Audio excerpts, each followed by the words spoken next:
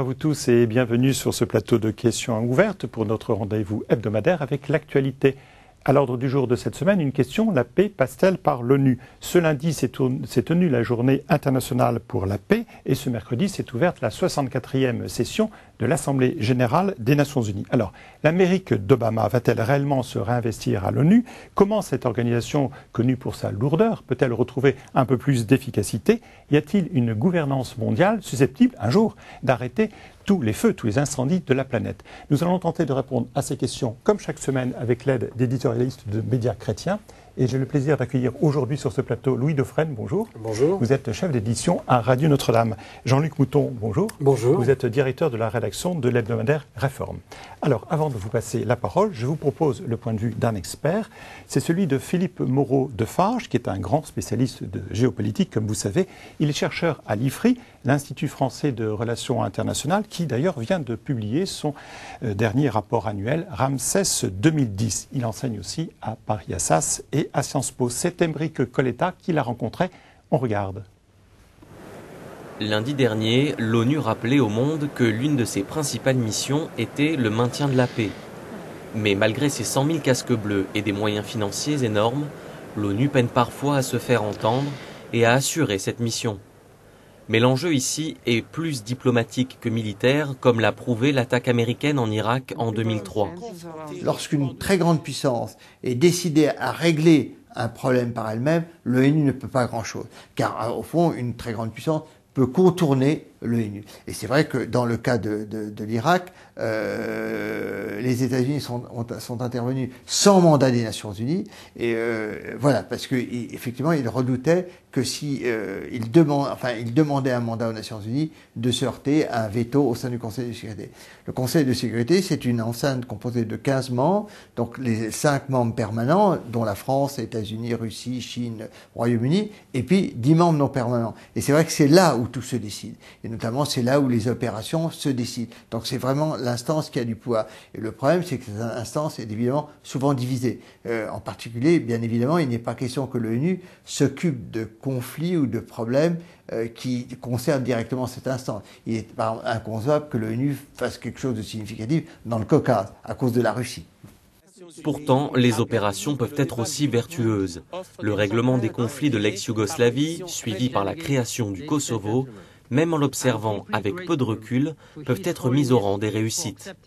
L'une des meilleures réussites, elle est un peu oubliée, c'est au début des années 90, c'était le Cambodge. Et même, du manière, l'ONU a joué un rôle assez utile dans les guerres de l'ex-Yougoslavie. On voit bien que la condition fondamentale de la réussite, c'est que les acteurs sur le terrain jouent le jeu. Si vous voulez, les casques bleus ne peuvent pas vraiment intervenir dans un environnement totalement hostile. Cette mission complexe de maintien de la paix est donc aussi à géométrie variable.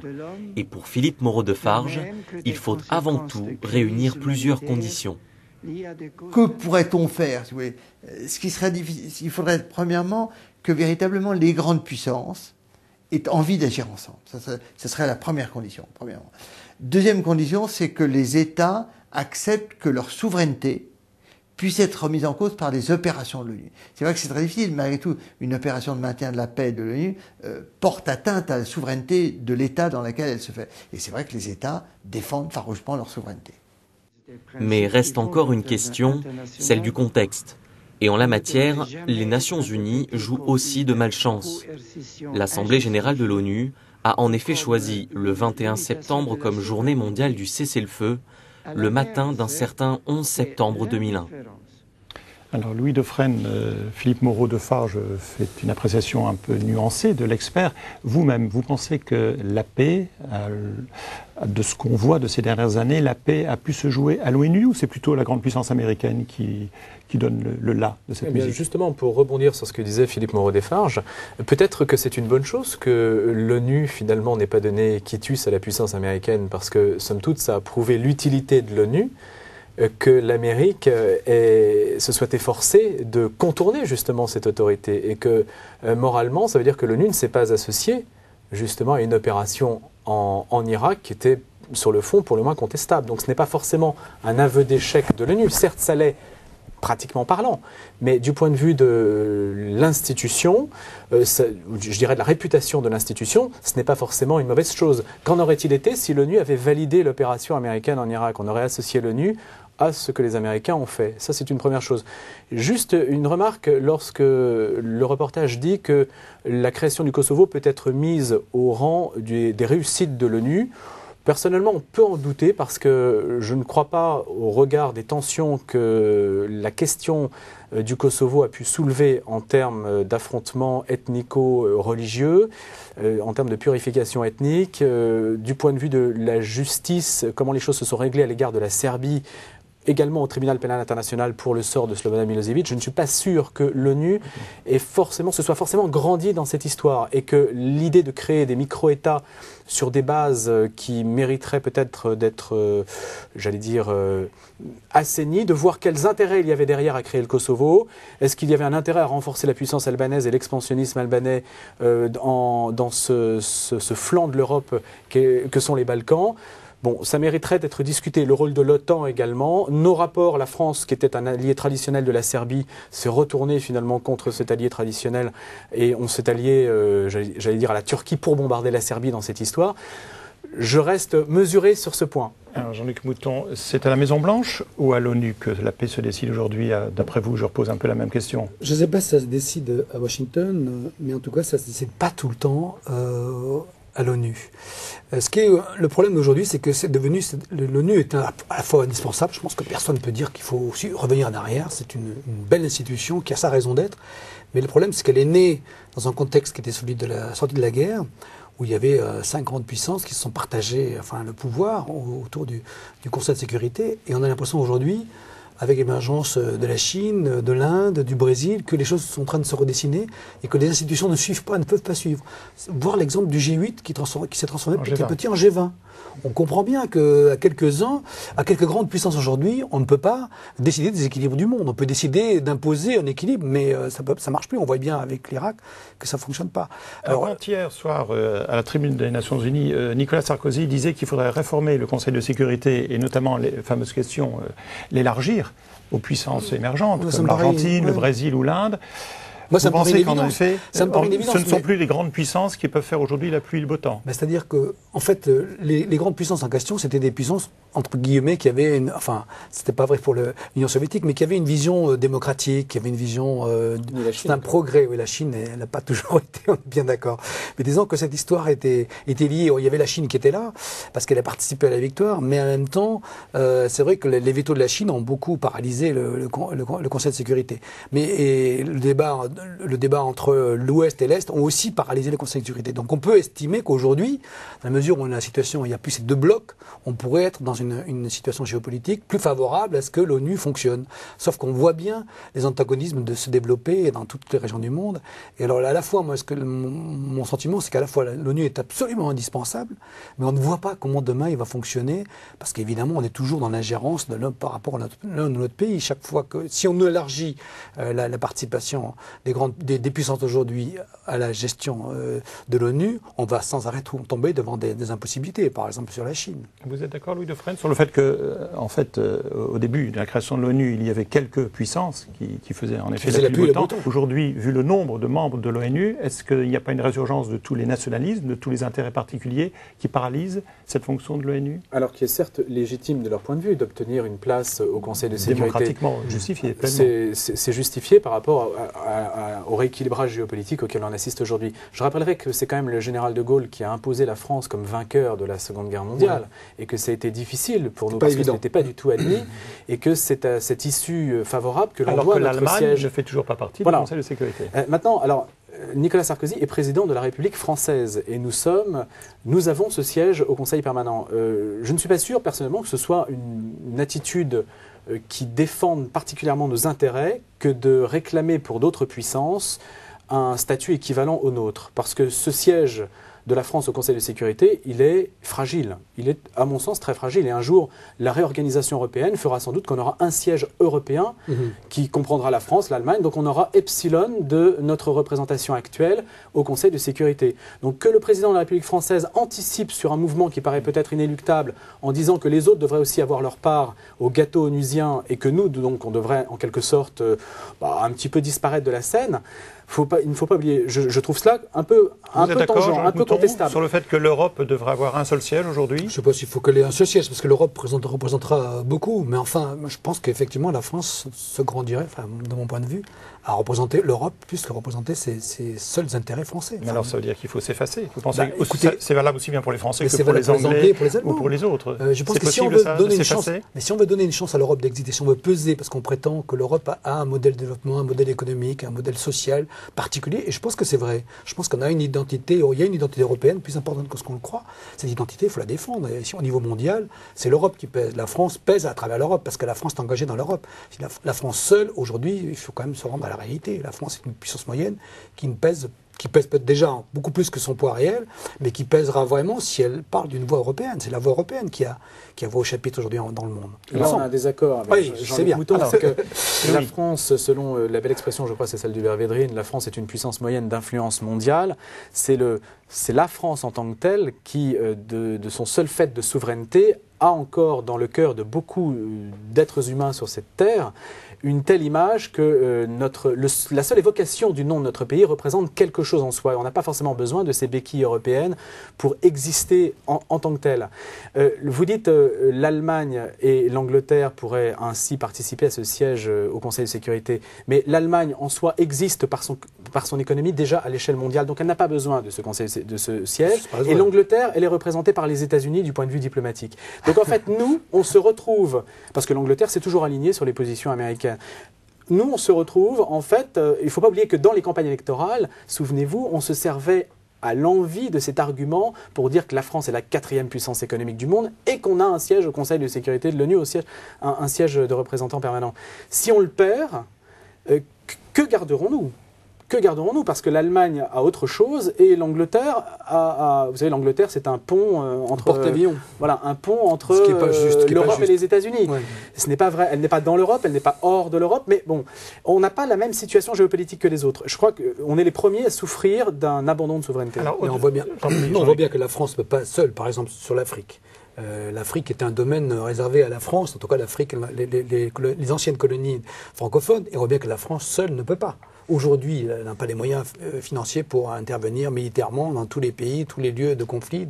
Il y en a beaucoup dans le continent africain. Et donc la France s'allie et fait des accords avec les États-Unis, avec d'autres grandes puissances. Et moi, je pense vraiment que si on veut donner une chance, je suis d'accord avec ce que dit Louis, mais si on veut quand même que cette Europe existe un jour et existe au niveau mondial, et je pense qu'au-delà de nos frontières, elle existe dans l'esprit de beaucoup de gens dans le monde, même si la France, par son histoire, par les droits de l'homme, par la Révolution française, a une vraie influence. Mais je pense que cette influence serait décuplée si la France pouvait parler, pas seulement en son nom propre, mais au nom de l'Europe. Mercredi, les membres des Nations Unies ont dû entendre, je dis ont dû parce qu'ils ont dû supporter même, on peut le dire, les discours de Kadhafi, le long discours de Kadhafi et les récriminations aussi du leader iranien Ahmadinejad. Est-ce que vous pensez que dans cette enceinte, les mêmes valeurs universelles peuvent être partagées? Parce que c'est ça aussi le problème, de savoir est-ce qu'à 4 ou 5 on peut s'entendre sur la même notion de valeur, mais est-ce qu'à 120 on peut également s'entendre sur les mêmes notions de valeurs universelles? C'est une question qui se retrouve somme toute aussi à l'échelle européenne. Le débat par exemple sur l'intégration de la Turquie l'illustre. L'ONU, faut-il se le rappeler, ça n'est jamais que deux choses. C'est une table autour de laquelle on se parle et une tribune. Ça n'est pour l'instant que ça. On se souvient des discours fleuves aussi de Fidel Castro. Je crois que c'est lui qui a le record des discours les plus longs. Dans la durée, oui. Voilà, il a fait mieux que Kadhafi, oui. 3 heures ou 4 heures, je ne sais pas, mais il faudrait revoir exactement quel était son record. Bon, c'est une table et une tribune. Par conséquent, vous acceptez aussi un état de fait d'accueillir ceux qui n'adhèrent pas explicitement, ni même implicitement d'ailleurs, aux valeurs que défend l'institution. Ça, c'est la logique de la diplomatie. Si vous mettez des critères trop restrictifs, vous ne parlez plus à personne, en fait, ou vous allez vous aliéner la plupart des régimes de la planète qui ne sont pas du tout démocratiques. C'est bien la question. Une assemblée générale telle que celle de l'ONU qui était présidée par le bras droit de Kadhafi, donc qui a quand même une responsabilité dans toute la politique terroriste menée il y a quelques années par la Libye. Ils sont en train de s'amender, disait-il. Alors, est-ce que vous pensez qu'aujourd'hui, c'est normal, ça fait partie du jeu démocratique? Non, mais je pense que c'est vraiment ça le problème. C'est ce que vient de dire Louis, c'est-à-dire que l'ONU est une espèce de forum où les hommes se rencontrent de différents pays, différentes sensibilités, mais de là à dire que l'ONU va définir une norme démocratique pour le monde entier, enfin, c'est improbable. Regardez l'exemple de la fameuse conférence de Durban, qui était sous l'égide de l'ONU. La conférence d'Urban était dominée majoritairement par un certain nombre de pays arabes et qui ont décidé tranquillement que le sionisme, donc l'État d'Israël, était un racisme. Enfin, c'est quelque chose d'inacceptable. Et on a mis des années pour sortir de cette ambiguïté, on est plus ou moins sorti aujourd'hui. Donc c'est vrai qu'il y a des contestations des États-Unis vis-à-vis de l'UNESCO, des pays démocratiques européens aussi. Donc tant qu'on dit que l'ONU, si on laisse l'ONU être un lieu de rencontre ou de débat où on trouve des compromis difficiles à passer, là, ça a raison d'être. Si on prétend que l'ONU doit être une espèce de gouvernement mondial à définir le vrai, le juste, le bon et le véritable, c'est improbable. On ne peut pas accepter ça. Et c'est là que ça donne malgré tout une justification à ce qu'il y ait quelques grands pays dits démocratiques, je pense qu'ils le sont réellement, qui pèsent d'un poids différent des autres. Sinon, on ne s'en sortira pas. Si je ne trahis pas la pensée de Jean-Luc, Louis, des objectifs plus modeste pour l'ONU, ne pas penser qu'il peut y avoir une gouvernance mondiale qui ferait la pluie et le beau temps, c'est un peu ça? Ça, c'est un principe de réalité. C'est le principe de la réalité. Philippe Moreau-Desfarges le disait d'ailleurs, ce sont les États aujourd'hui qui définissent, mais d'ailleurs dans quantité d'autres domaines aussi à l'échelle européenne. Somme toute, les États se déguisent souvent derrière l'Europe, alors que ce sont eux aussi qui prennent les décisions. Donc ce sont les États aujourd'hui qui font la loi. Est-ce qu'on peut demander plus à l'ONU ?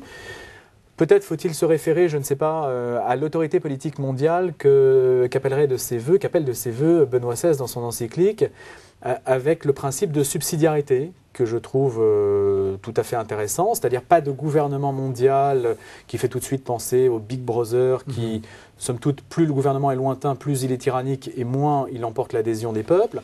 Donc ça, non, mais une institution qui, par un système de subsidiarité, donc de transfert de compétences ou de répartition des compétences, pourrait faire descendre du haut au peuple des points de vue légitimes, des points de vue acceptés par tous.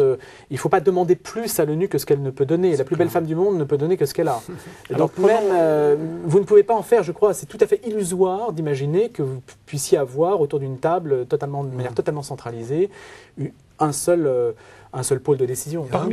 Oui, justement, il y a un point peut-être où l'ONU, et on voit aujourd'hui à une réelle efficacité, et je pense que c'est un des points cruciaux de notre actualité, c'est la question de l'environnement. Il y a des experts de l'ONU, le GIEC, c'est une espèce d'organisation qui est sortie de l'ONU, avec des experts mondiaux qui ont étudié les questions du réchauffement climatique, les questions de bouleversement climatique, et c'est un travail de l'ONU, et je pense qu'autour d'une question comme l'avenir de la planète autour du climat, autour des évolutions climatiques, là, c'est vrai qu'en dehors de l'ONU, on ne voit pas qui peut imposer quoi que ce soit. Les Américains ont traîné les pieds jusqu'à maintenant, et là, maintenant, ils ont l'air d'y aller. Donc c'est l'ONU, là, qui peut être moteur. Si j'ai bien compris, la rencontre qui a eu lieu mardi sur cette question-là n'a pas tellement fait avancer le dossier du réchauffement climatique. C'est pas ça, c'est il y a un grand sommet à Copenhague qui doit prendre la suite de Kyoto, et il semble bien, comme le disait Louis à l'instant, que chaque nation, chaque pays tienne absolument mordicus à ses intérêts, à son mode de développement, et a peur des conséquences économiques que ça aurait. Mais c'est vrai que s'il y a un lieu de confrontation ou de débat pour se mettre d'accord sur une politique mondiale de réduction des émissions de CO2, c'est l'ONU, ça ne peut pas être ailleurs. Alors, je voudrais qu'on illustre, pour terminer cet échange, avec au moins un dossier, je pense que vous devez suivre dans vos rédactions respectives attentivement depuis des années, le dossier du Proche-Orient. Est-ce que le dossier du Proche-Orient n'est-il pas l'exemple parfait de l'inefficacité de l'ONU? On se souvient de la série de résolutions, de condamnations émises par l'ONU, qui ont toujours été inappliquées. On a vu le président américain Obama pousser les deux leaders antagonistes palestiniens et israéliens à se serrer la main, mais on sait que les négociations ne sont pas prêtes de reprendre. Alors, est-ce que ce n'est pas l'exemple parfait de l'inefficacité de l'ONU, Louis de Fresnes? Si, bien sûr, c'est certain. Alors là, vous avez des forces en présence qui, peut-être, comment dirais-je, imposent leur point de vue, quoi qu'il arrive, et qu'on est dans des positions aussi irréductibles qu'on ne voit pas très bien quel autre rôle pourrait jouer l'ONU. On ne voit pas l'ONU imposer quoi que ce soit à l'État israélien. Je ne vois pas aujourd'hui dans quelle mesure la chose pourrait être acceptée.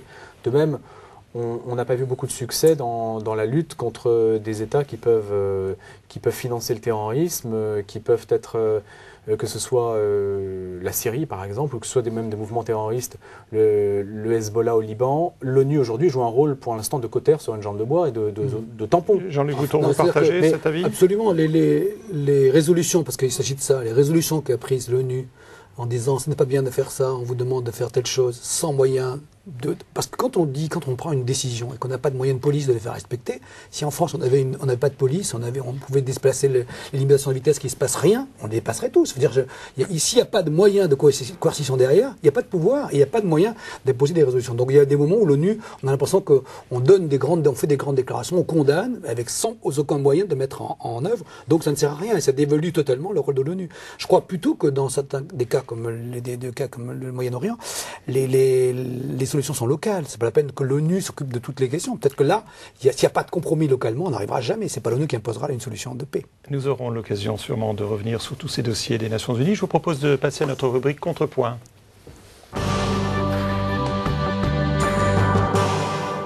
Louis Dauphren, votre contrepoint, vous le conjuguez comment et sur quel sujet aujourd'hui ?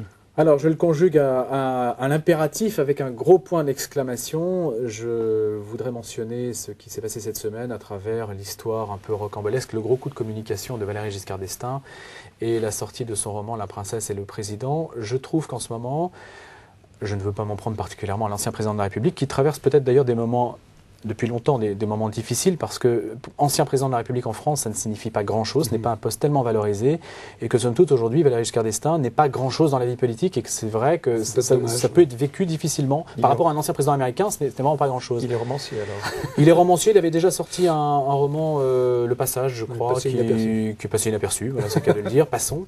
Et là, ça a un côté pathétique, c'est vrai, je crois que ça a été relevé par plusieurs commentateurs.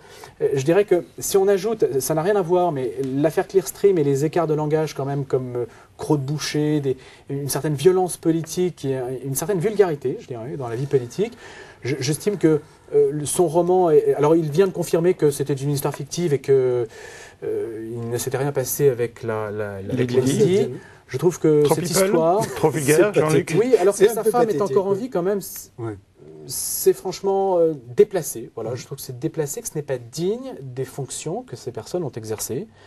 Et peut-être assistons-nous à une forme de dépérissement du politique et une sorte d'affachissement, et qu'on n'est pas à la hauteur de ce qu'on peut attendre d'un président qui représente la France. Votre contrepoint, Jean-Luc, c'est pas très loin. Même pessimisme non, ou non, je ne sais pas si je ne vais pas être pessimiste, mais nous sommes intéressés, d'ailleurs c'est marrant qu'en France on n'en parle pas, aux élections allemandes. Le week-end prochain, il y aura des élections législatives allemandes relativement importantes.